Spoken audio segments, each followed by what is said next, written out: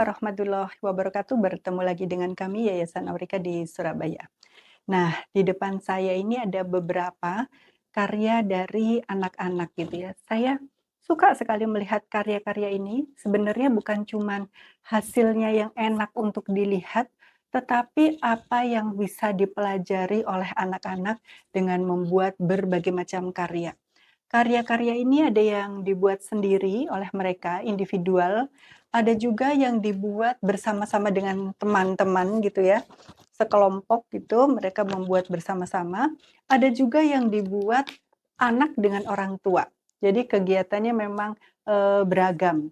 Ada yang anak-anak dengan para gurunya di sekolah. Banyak hal yang bisa dipelajari anak-anak saat dia membuat, aneka karya.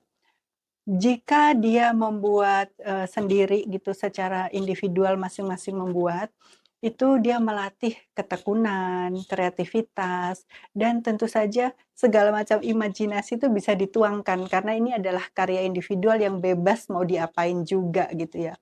Tetapi saat dia, membuat bersama-sama dengan teman sekelompok gitu ya, nah, ini mulai muncullah di situ.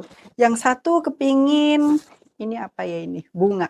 Yang satu kepingin bunganya dikasih biji-bijian warna merah, yang satu kepingin kayaknya cantikan yang orange deh. Yang satu nggak mau, kayaknya biru aja lebih bagus gitu.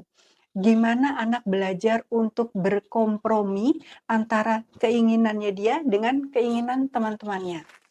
Kemudian bagaimana akhirnya hasil kompromi itu disepakati dan kemudian dituangkan dalam bentuk karya.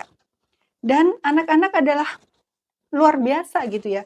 Meskipun tadi dia kekeh sumekeh kepingin warnanya biru, kepingin warnanya kuning, tapi begitu akhirnya, ya sudah kita pakai merah aja. Dan mereka bersama-sama melakukan itu, menempel-nempel kolase ini dengan happy gitu ya. Dan ini tentu saja hal yang sangat-sangat menyenangkan. Bagaimana seorang anak berusaha untuk berkompromi dengan apa yang, dia tidak mau, apa yang tadinya dia nggak benar-benar nggak kepengen gitu ya, tapi kemudian dia karena harus, karena itu adalah keputusan bersama gitu, kemudian dijalani, dia terima dan dia jalani dengan happy. Itu kan hal yang sangat menggembirakan gitu ya. Karena ini akan terus dialami oleh anak-anak kita sampai nanti dia di usia yang tua gitu ya.